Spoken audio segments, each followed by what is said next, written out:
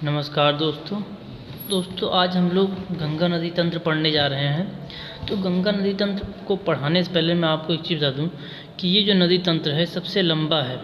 करीब 2500 किलोमीटर की नदी है गंगा नदी। तो आप जो अपनी कॉपी है उसको खोल लीजिए, और जैसे कि अगर आपकी कॉपी नॉर्मली अगर ये आपकी कॉपी है खोलने पे आ रही है तो इसके दो पार्ट होते हैं। तो आप यहाँ से शुरू करना, क्योंकि ये पूरा दो पन्ने में आएगा। तो आप खोल के ऐसे बैठ रख लीजिए इसको कि आपको दो पन्ने मिल जाएं नोट डाउन करने के लिए। दोस्तों हम लोग शुरू करते हैं गंगा नदी तंत्र को। और गंगा नदी को बहाने से पहले मैं आपको बता दूं कि इसमें स्टार्टिंग जो होगी वो गंगा नाम से नहीं होगी। इसकी स्टार्टिंग गंगा नाम के बदले भागीरथी और अलकनंदा नाम से होगी। देखिए ये भागीरथी नदी है, उत्तराखंड की बात हो रही है सारी, उत्तराखंड में। और उत्तराखंड में ही ये है अलकनंदा नदी। गंगा नदी जो है ये दो धाराओं से, दो नदियों से बनी हुई है। एक तो है भागीरथी नदी ये, और एक है अलकनंदा नदी। भागीरथी नदी उत्तराखंड में गोमुख, गंगोत्री के पास गोमुख ग्लेशियर से निकली है। मेन गोमुख है, नहीं देते तो गंगोत्री भी टिक मार सकते हैं आप लोग। और ये जो अलकनंदा है ये संतोपंथ ग्लेशियर से निकली, उत्तराखंड से। ये दोनों उत्तराखंड से निकली हैं। उसके बाद ये दोनों की दोनों नदियाँ उत्तराखंड में बहती हुई ये उत्तराखंड से भागीरथी निकल रही है, और उत्तराखंड से ही ये निकल रही है अलकनंदा नदी। ये है, तो ये दोनों की दोनों नदियाँ बहते हुए आ रही हैं। अब ये उत्तराखंड के अंदर ही हैं, और ये दोनों नदी बहकर आके कहाँ मिलेगी, ये जो है ये इस पॉइंट पे आके मिल जाएंगी। ये हरिद्वार है, यहाँ मिलेंगी। तो भागीरथी और अलकनंदा दोनों आके हरिद्वार में मिलेंगी, देवप्रयाग में, और वहीं इसका नाम गंगा होगा। अभी तक इसका नाम, यानी कि इस क्षेत्र में इसका नाम गंगा नहीं है। इस क्षेत्र में इसका नाम केवल अलकनंदा और भागीरथी है। तो अब हम लोग इसके बारे में डीपली पढ़ते हैं थोड़ा। ये आपकी भागीरथी नदी थी, इसके साथ तो कोई ज्वाइन नहीं हुआ, लेकिन इम्पॉर्टेंट अलकनंदा नदी है। ये जो बह के आ रही है इसके साथ कई नदियां हैं जो कि इसको ज्वाइन कर लेती हैं, छोटी छोटी नदियां हैं। पहली जो नदी है वो है धौली गंगा आपकी। धौली गंगा जो नदी है, तो ये जो धौली गंगा नदी है ये देखिए ये बहकर जा रही है, अलकनंदा में मिल रही है। और ये जिस जगह मिल रही है, ये जो पॉइंट है, ये जो पॉइंट जिस जगह मिल रही है इसको कहते हैं विष्णुप्रयाग। विष्णुप्रयाग ये पॉइंट है। इसी तरह से ये जो नंदाकिनी नदी है, ये नंदाकिनी नदी बहकर जा रही है, और ये यूं जाती है अलकनंदा नदी में मिल जाती है। और जिस पॉइंट पर ये मिल रही है इस पॉइंट को क्या कहते हैं, नंदप्रयाग। और इसके बाद ये जो है तीसरी पिंडारी नदी, पिंडारी नदी जो है ये भी बह के जाएगी, और ये जिस पॉइंट पे मिलेगी इसको क्या कहेंगे हम लोग, कर्णप्रयाग। ये तीनों प्रयाग पूछे जाते हैं, विष्णु प्रयाग, नंद प्रयाग और कर्णप्रयाग। एक चौथा प्रयाग है मंदाकिनी नदी जो है, ये देखिए ये पश्चिम से निकल रही है अलकनंदा के, ये यूं बहकर गई है और यहाँ मिल गई है रुद्रप्रयाग में। ये जो पॉइंट है जहाँ ये मिली है इसको क्या कहेंगे, रुद्रप्रयाग। यानी कि आपने कितने प्रयाग पढ़े, अभी तक आपने 4 प्रयाग पढ़े। एक तो विष्णु प्रयाग, दूसरा नंद प्रयाग, तीसरा कर्ण प्रयाग, चौथा रुद्रप्रयाग। और नदी कितनी हैं, धौली गंगा, नंदाकिनी, पिंडारी और मंदाकिनी, ये 4 नदियाँ आपने पढ़ी। अब जो मेन पॉइंट है वो ये है कि ये जो दोनों की दोनों नदियाँ मिल रही हैं, ये जिस जगह पर मिल रही हैं इस पॉइंट को क्या कहेंगे। तो ये जो नदियाँ दोनों मिल रही हैं इस जगह पे, ये जो पॉइंट है, कौन कौन नदी है, ये भागीरथी और ये अलकनंदा, ये जो नदियाँ मिल रही हैं इस पॉइंट को कहेंगे देवप्रयाग। यानी ये 5वां प्रयाग है आपका। एक विष्णु प्रयाग, दूसरा नंद प्रयाग, तीसरा कर्ण प्रयाग, चौथा रुद्रप्रयाग और 5वां देवप्रयाग। मेन देवप्रयाग है, ये पूछाता है। पूछे तो सब जाते हैं, लेकिन ये सबसे इम्पोर्टेंट है, क्योंकि देवप्रयाग में जब गंगा नदी, मंदाकिनी ये जो अलकनंदा है और जो भागीरथी जो मिल जाती हैं तभी इसका नाम गंगा नदी होता है। आप यहाँ देख लीजिए, अलकनंदा और भागीरथी दोनों चल के आई हैं और यहाँ आके मिल गई हैं। इसके बाद यहाँ मिलने के बाद यहाँ से शुरुआत हुई गंगा नदी की। अब जब उत्तराखंड से ही, हरिद्वार से जब बहेगी नदी तो ये गंगा के नाम से जानी जाएगी। अब हम ये जो है हरिद्वार से इसको आगे बढ़ा रहे हैं थोड़ा। ये हरिद्वार से बढ़कर उत्तराखंड को पार कर जाएगी। उत्तराखंड के बाद इसको मिलेगा यूपी। ये जो है यूपी है इस तरफ, अभी जो था उत्तराखंड था, ये उत्तराखंड जो था ये क्षेत्र था ऊपर का। अब ये जो क्षेत्र है ये यूपी वाला क्षेत्र है पूरा पूरा। तो हम यूपी में आते हैं। यूपी में जब ये आती है तो ये बहती हुई बिजनौर में एंट्री मारती है। बिजनौर में एंट्री मारेगी और आगे यूपी में बहेगी। अब जो ये क्वेश्चन आता है कि सबसे पहले गंगा नदी में कौन सी नदी आके मिलती है। तो गंगा नदी में सबसे पहले जो नदी मिल रही है वो है रामगंगा। रामगंगा नदी नेपाल के पास से निकल रही है, उत्तराखंड में बहती हुई। ये उत्तर प्रदेश में बिजनौर से भी एंट्री मारती है। ये जो जिला बिजनौर है यहीं से एंट्री मार के ये कन्नौज में मिल जाती है। यानी रामगंगा आई और आके गंगा नदी में कन्नौज से मिल गई, कन्नौज में आके गंगा नदी से मिल गई। अब ये रामगंगा नदी थी, रामगंगा नदी नेपाल से निकल के आई थी। अब इसके बाद इसमें कौन सी नदी मिल रही है, इसके बाद जो इसमें नदी मिल रही है वो सबसे इम्पोर्टेंट है, वो है यमुना नदी। और यमुना नदी कहाँ से निकल के आई इसके बारे में पढ़ते हैं थोड़ा हम। ये यमुना नदी है, ये यमुना नदी बंदरपूछ से निकली है। ये भी उत्तराखंड से निकल रही है, बंदरपूछ ग्लेशियर से। अब ये यहाँ से ऐसे ये बह के आ रही है बंदरपूछ से यूँ, और बह के आती हुई ये कहाँ आके मिलेगी आपको पता है, ये प्रयागराज में गंगा यमुना का संगम है। गंगा यमुना सरस्वती का प्रयागराज में संगम है, वहीं ये मिली है। अब यमुना नदी में कई नदियाँ मिल रही हैं, इन नदियों के बारे में भी पढ़ना पड़ेगा। तो यमुना नदी आप देखिए, यमुना नदी में सबसे पहली जो नदी मिल रही है वो है चंबल नदी। ये इंदौर से निकल रही है, एमपी जनापाव पहाड़ी से। और चंबल की भी एक सहायक नदी है, वो कौन सी है, वो है शिप्रा नदी। जैसे मेन गंगा नदी ये थी, गंगा की सहायक यमुना थी और यमुना की सहायक चंबल है, चंबल की सहायक शिप्रा है। कुछ इस तरीके से ये एक दूसरे में जुड़ी हुई हैं।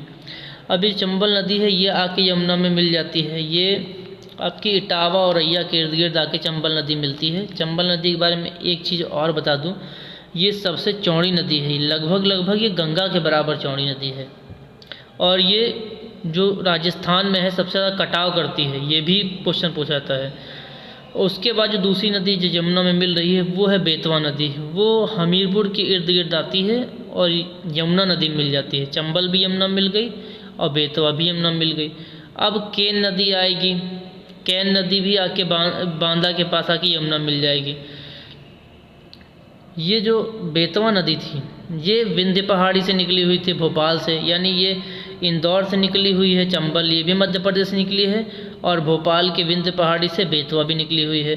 और केन नदी जो है ये केन नदी कैमूर पहाड़ी से निकलती है और आके बांदा में मिल जाती है यमुना से। और यही जो यमुना है ये यमुना आगे बढ़कर ये यमुना बंदरपूछ से निकल के आगे बढ़कर प्रयागराज में गंगा से मिल जाती है। तो अब यहाँ तक आप समझ गए कि यूपी के अंदर इलाहाबाद तक ये बह गई है नदी गंगा और वहाँ पे यमुना आके से ज्वाइन कर ली है। कन्नौज में कौन सी नदी इसको ज्वाइन करी थी, रामगंगा नदी ज्वाइन करी थी। अब हम इसको आगे बढ़ाते हैं थोड़ा आगे, यूपी में ही हम देख रहे हैं। यूपी में एक नदी है जो कि फुल्लर झील पीलीभीत से निकलती है और पीलीभीत के फुल्लर झील से निकल के ये गोमती नदी है, आकर ये गाजीपुर यानी कि बॉर्डर है लगभग यूपी का, गाजीपुर में आकर गंगा को ज्वाइन कर लेती है। मेन नदी जो है जो ग्रीन कलर से है ये गंगा नदी है। गाजीपुर में गोमती नदी आके इसको ज्वाइन कर ली। अब इसके बाद गाजीपुर के बाद यूपी का बॉर्डर जो है वो ख़त्म हो जाता है, यानी यूपी का बॉर्डर ख़त्म। अब यहाँ से शुरू हो जाएगा आपका बिहार का बॉर्डर। अब बिहार का बॉर्डर जैसे ही ये रहा यूपी का बॉर्डर, इसके बाद से बिहार का बॉर्डर चालू हो जाएगा। अब बिहार के बॉर्डर जैसे ही चालू होता है तो पहली जो नदी बिहार में इसको मिलती है वो होती है घाघरा नदी। ये देखिए घाघरा नदी, घाघरा नदी जो है इसको नेपाल में काली नदी के नाम से जानते हैं। पहले नेपाल में इसको काली कहते हैं, फिर यूपी में हल्का आएगी तो इसको शारदा कहेंगे। और इसी ये जो शारदा नदी है इसी में एक करनाली नदी मिल जाएगी और उसके बाद ये मिल के बाराबंकी में सरजू का निर्माण करेंगे। ये सरजू नदी के नाम से जानेगी और फिर सरजू जी ही जो आगे बहेंगी तो ये घाघरा के नाम से जानी जाएंगी। तो ये घाघरा नदी यहाँ पे इन पे छपरा के पास इससे मिल जाती है गंगा नदी से। तो अब घाघरा नदी यहाँ मिल गई है। अब इसके बाद हम आगे बढ़ते हैं। आगे छपरा के बाद पटना आता है। पटना में इससे एक नदी मिलती है, सोन नदी, जो अमरकंटक से निकल के आ रही है, वो पटना में इनसे मिल जाती है। सोन नदी अमरकंटक से निकली है, अमरकंटक से ही नर्मदा नदी निकली थी जो पश्चिम की तरफ बह गई थी। और इसके बाद सोन नदी के मिलने के बाद इसमें नेपाल से निकली है गंडक नदी आके मिलती है। ये नेपाल है, नेपाल से निकली है गंडक नदी, बहकर आई है सोनपुर जगह पे इससे मिल गई है। उसके बाद एक गोसाई धाम ग्लेशियर लगभग तिब्बत के करीब निकलती है एक नदी, कोसी, नेपाल में भी बहती है।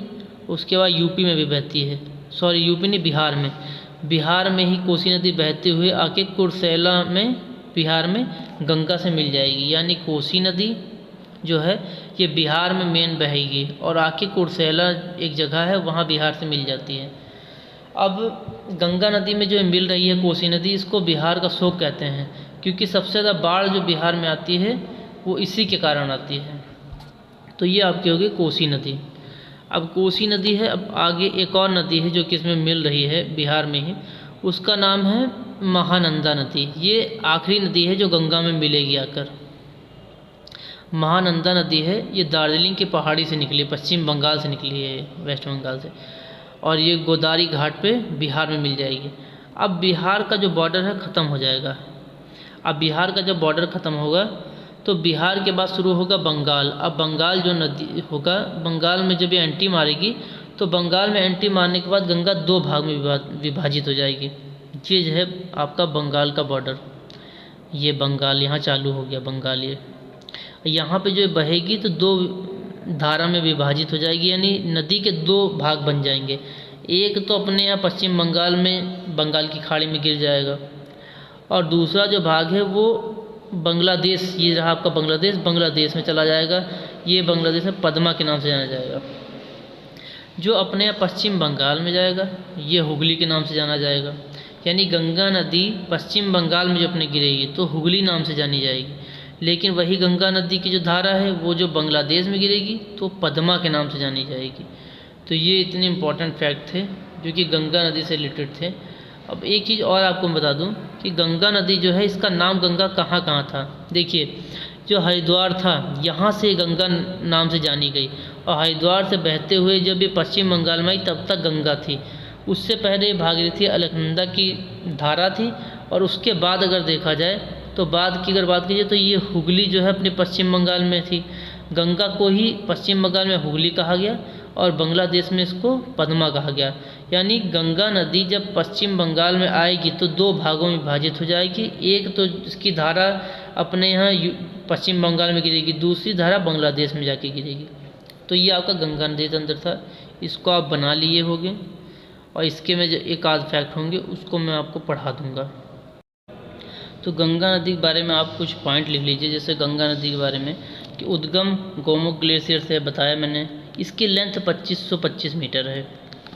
ये भारत की सबसे लंबी नदी है। एक फैक्ट ये है, यह भारत की सबसे लंबी नदी तथा राष्ट्रीय नदी है, एक ये है। दूसरा, ये कहाँ कहाँ बहती है, राज्य जो है, एक उत्तराखंड निकली थी वहाँ से, यूपी में बही, बिहार में बही, झारखंड में बही और पश्चिम बंगाल में रही। उसके जो बांग्लादेश में गई तो पद्मा नाम से, लेकिन ये हमारा देश तो है नहीं। उसके बाद ये नदी का 26% एरिया खुद कवर करती है, यानी कि गंगा नदी उसकी सहायक नदियाँ सब मिला करके 26% एरिया सारी नदियाँ जो भारत की हैं उसका अकेले कवर कर ले जाती हैं। उसका उत्तराखंड में 5 प्रयाग मिलते हैं। इसमें उत्तराखंड मैंने पढ़ाया था, विष्णु प्रयाग, कर्ण प्रयाग, रुद्र प्रयाग, ये सारे प्रयाग 5 प्रयाग मिलते हैं। गंगा की जो पहली सहायक नदी थी वो रामगंगा थी, मैंने बताया था, कन्नौज के पास आके मिली थी। और जो अंतिम सहायक नदी थी वो महानंदा थी, इसके बारे में बताया था मैंने कि बिहार में आके मिली थी। और जबकि जमुना जो है ये सबसे लंबी सहायक नदी है गंगा जी की सबसे लंबी सहायक नदी यमुना थी, और घाघरा सबसे बड़ी, या ब्रॉड मतलब चौड़ी सहायक नदी थी। सबसे चौड़ी सहायक नदी घाघरा है और सबसे लंबी सहायक नदी कौन है, यमुना। ये 2-3 फैक्ट हैं जो कि पूछे जाते हैं। इसके बाद हम देखते हैं चंबल नदी के बारे में। चंबल नदी के बारे में पूछ लिया जाता है। चंबल नदी जो है ये यमुना की सहायक नदी है। चंबल नदी यमुना नदी की सहायक नदी है और ये है जनापाऊ पहाड़ी से मध्य प्रदेश से निकलती है। मैंने मैप में आपको दिखाया था। ये एमपी में, राजस्थान में, यूपी में बहती है। बता दूं आपको कि राजस्थान में सबसे ज़्यादा बहती है ये, और ये राजस्थान की प्रमुख नदी है जो कि नालीदार अपरदन इरोजन, सॉइल इरोजन जो होता है, नालीदार अपरदन के लिए फेमस है। ये क्वेश्चन बहुत आता है। नालीदार अपरदन या अवनालिका अपरदन के लिए कौन फेमस है? चंबल नदी। इस नदी के अपरदित क्षेत्र को बीहड़ कहा जाता है। जिस जगह पे ये नदी जो है काटती है ज़मीन को, उसको बीहड़ क्षेत्र कहते हैं।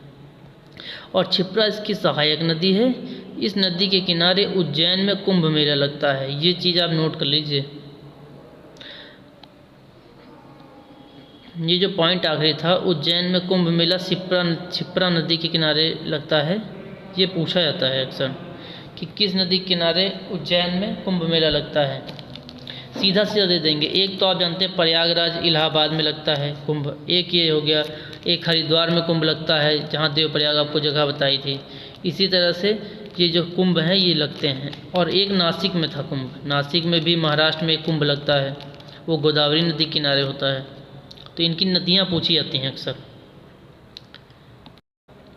उसके अलावा इसमें चंबल जो है बेतवा, केन, यमुना की सहायक नदी हैं।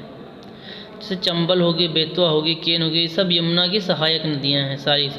और यमुना किसकी सहायक नदी है? ये स्वयं गंगा की सहायक नदी है। उसके बाद हम कोसी नदी के बारे में पढ़ते हैं। कोसी नदी नेपाल से 7 धाराओं में निकलती है, परंतु केवल 3 धाराएं ही भारत में प्रवेश करती हैं तथा बिहार में बहती है। कोसी को बिहार का शोक कहते हैं, मैंने पढ़ाया था। यह नदी बिहार में बाढ़ आपदा के लिए जानी जाती है। कोसी परियोजना भारत और नेपाल की संयुक्त परियोजना है जो कि 2012 में शुरू की गई है। इसके अंतर्गत बाढ़ के पानी को रोका जा सका। मैंने आपको कहा था कोसी नदी जो है ये बिहार का शोक कहा जाती थी, तो ये 2012 से पहले इसको बिहार का शोक कहते थे, लेकिन जब से ये परियोजना चालू हुई है नेपाल और भारत की, तब से यहाँ बाढ़ वगैरह कम आती है। उसके बाद कर्मनासी नदी, गंडक नदी। ये देखिए कर्मनासी, गंडक, कोसी, ये कुछ नदियाँ हैं जिनको बिहार में बाढ़ के लिए जिम्मेदार माना जाता है।